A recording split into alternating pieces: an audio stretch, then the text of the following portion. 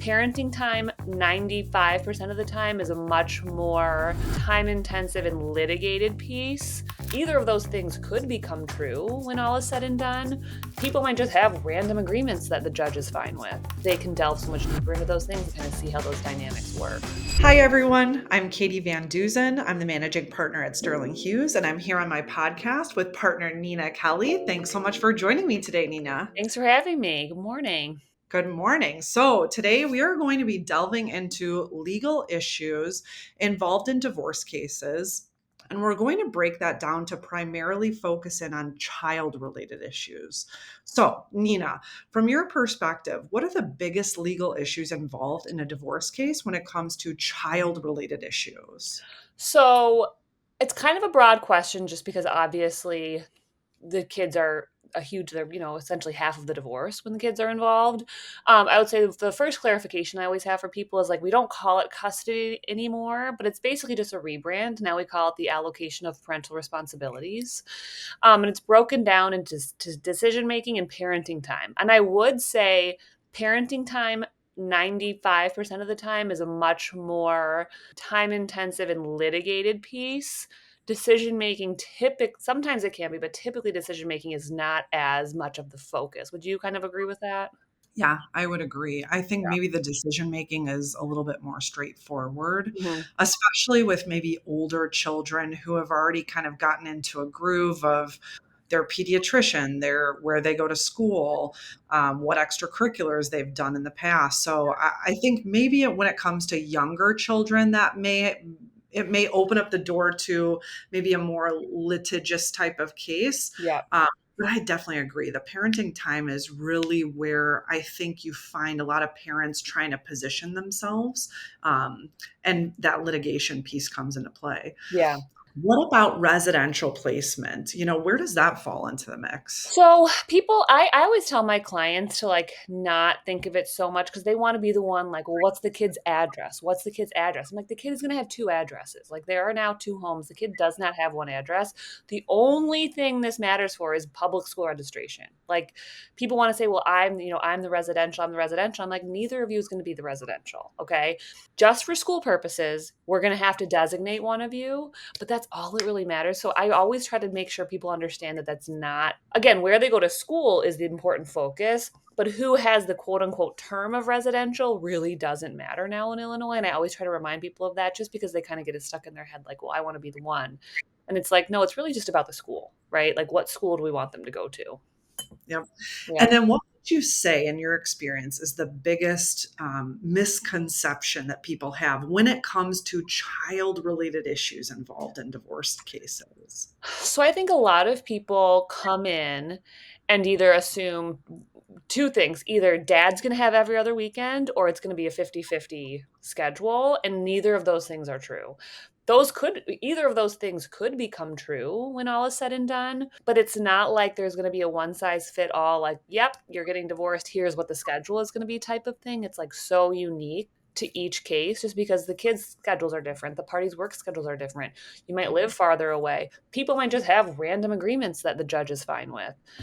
So I think that's kind of the biggest misconception is they're either thinking one or the other is going to happen when there's basically infinite different and like parenting schedules that we could end with. Agreed. The other thing that came to mind just now, too, is I think one other misconception is that we're kind of viewing parenting time in this vacuum, right? Of what's in the child's best interest. But a lot of people don't always understand the significant impact that could potentially have on the financial piece of things. I know we're not focusing on the financial Right. piece. A lot of times, I think strategically, parents will try to vie or put themselves in this position where they want overnight time because of the impact it could have on the financial piece of things. But really, we're supposed to be looking at what's in the child's best interest, right? Right. We are, but as the attorney, I'm never going to let my client forget about that financial piece because sure, it's not supposed to be tied, but you can't ignore that fact. And the drop off in Illinois So if in Illinois, if one party has less than 40% of the overnights, the child support goes up astronomically, right? It doesn't matter if you have one overnight or 145 overnights, it's all the same. And there's this huge drop off, which I'm still hearing. Are you hearing whispering still, Katie, that this is changing? I've been hearing it for years. I've been hearing that too, Yeah. but still to date, I Yeah. haven't gotten anything concrete, and it just is this that 146 overnights is the true linchpin of what people are fighting over. And it really boils down to like just these details where it's like that 146 is really the aha moment or that time frame where Mhm. they start receiving this huge financial benefit. And I feel like a lot of people may fight for that for maybe the wrong reasons, or may try to Right. litigate for the wrong reasons. But you're exactly right, Nina. We should, as attorneys, we always have to talk to the clients about that and what the impact may be further on down the line, because it's all connected, it's all interconnected. Right. Right. So, yeah, I think that's a super important consideration. And I think, I don't want to ignore the decision making because that is important, right? But I just feel like people either end up agreeing to joint, which is pretty common, or if not, and that's going to be litigated, then usually there's a lot of other issues as well. So it's just not as common for that to be a problem. Have you come up with any type of strategies, Nina, in terms of like, is it really this kind of black and white joint decision making versus sole decision making? Or are there some strategies that we have that we can kind of throw out there to try to resolve cases? So there are definitely strategies, and guardian. If a guardian ad litem gets appointed, they usually try to remind people of these too. So the big four, for those of you who don't know, it's education, healthcare, religion, and extracurricular activities. Those are the four decisions that we need to decide, and or that you'll need to decide as parents. And but a lot of them, I mean, frankly, Katie, I find extracurricular activities leads to the most disagreements later on, which you wouldn't think, because it seems like the more rinky dink of the four. But it's because it's financial based, it's day-to-day impact. The other ones, I mean, education, there's going to be one parent that's, the custodian for school, like we were talking about. So there's not that many more decisions you have to make, right? Usually it would be private school by agreement. Yep. um I guess summer school or like an IEP, those would be things we'd have to decide, but there just are not a whole lot of educational decisions to be made. You can also say, the parties will consult and consider the teacher or the principal's recommendation with respect to like as a tiebreaker type of thing. Yep. Same for health, let's put in their pediatrician. They're going to stay with them. If they leave, they're going to stay in the practice, that type of thing. Um, People have used doctor recommendation as a tiebreaker, although I will say at least some appellate courts have kind of struck that down, saying we can't do that anymore. Yep. You can always, depending on how you frame it and reference it, at least try to say the parties shall consider that, because that's fine. Yep. Um, in religion, I really don't ever see that many problems with religion, just because usually both parties can at least expose the children to a religion. Typical language like don't indoctrinate the child into anything that wasn't agreed upon, that type of stuff. So I just think that's another reason of why decision making typically isn't as litigated, usually because you can kind of put these safeguards in, which makes Yep. both people happy. Absolutely. And what strategies, if any, have you kind of pulled out when it comes to extracurriculars? Like in the past, I've used maybe caps, or Mhm. I've used, the child is going to historically continue to participate in certain activities. But if there's a new activity, that may then trigger that decision making component. Right.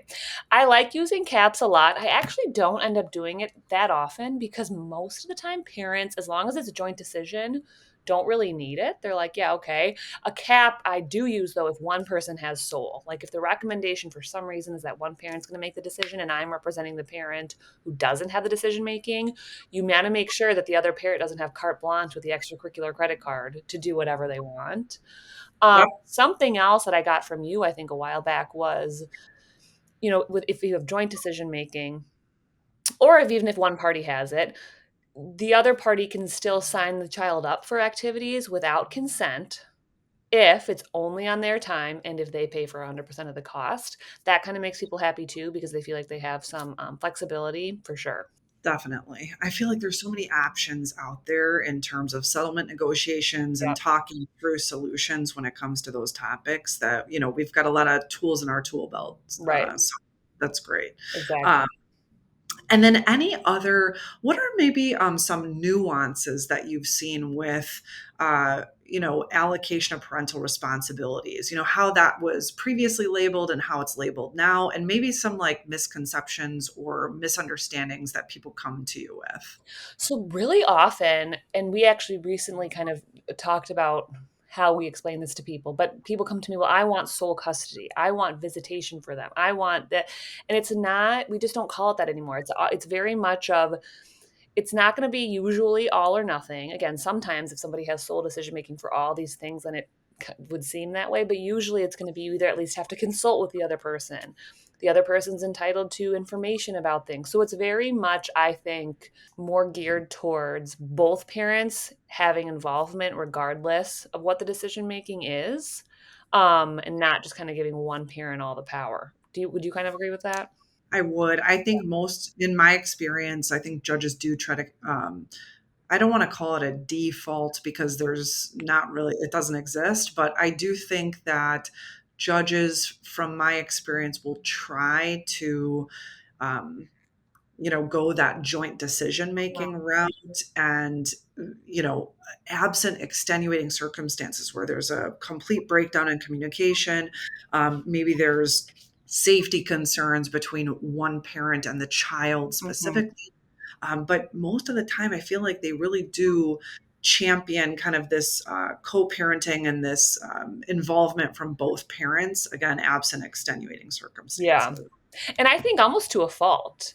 I mean, I don't necessarily think a lot of judges understand the difficulty of like high conflict co-parenting, and that maybe the parent shouldn't be forced to co-parent with a former abuser or somebody that's still abusing them financially, emotionally, whatever it is. And they're like, well, co-parent, co-parent, co-parent.